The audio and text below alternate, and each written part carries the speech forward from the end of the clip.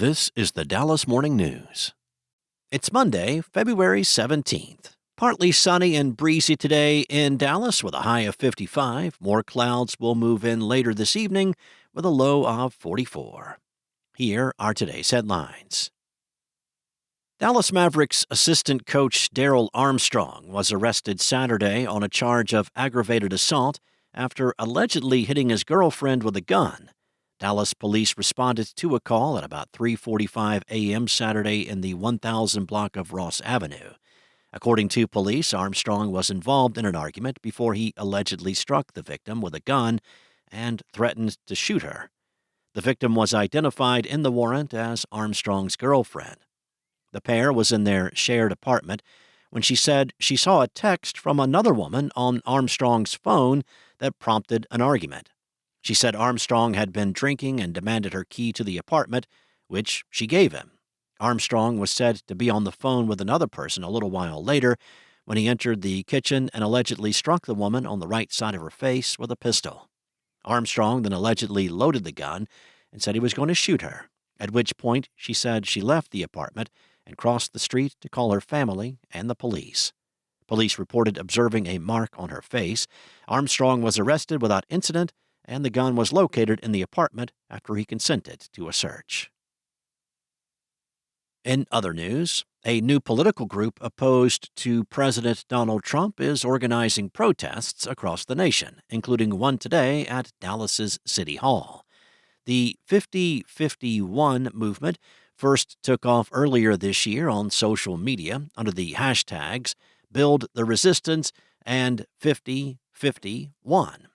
50-51, which means 50 states, 50 protests, one day, soon manifested in dozens of protests on February 5th, where attendees decried everything from Trump's immigration policies to his rollback of transgender rights and a proposal to forcibly transfer Palestinians from the Gaza Strip. 50-51 is planning Not My President's Day protests at state capitals and city halls nationwide today. The protest in Dallas will be held at City Hall at noon. There are also protests planned in Austin and Houston. A poster promoting the Dallas event says the goal is to reject oligarchy, reject fascism, reject Trump, reject the seizure of government power by the 1%, and reject Project 2025.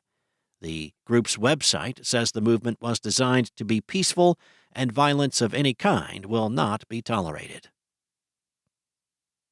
Next up, Texas's largest teacher preparation program made enough progress to come off probation after years of scrutiny, allowing it to continue operation. Texas Teachers of Tomorrow was under state orders to improve after an audit found it misled potential educators with its advertising, did not support candidates with required mentors, and failed to demonstrate that its training was based on research.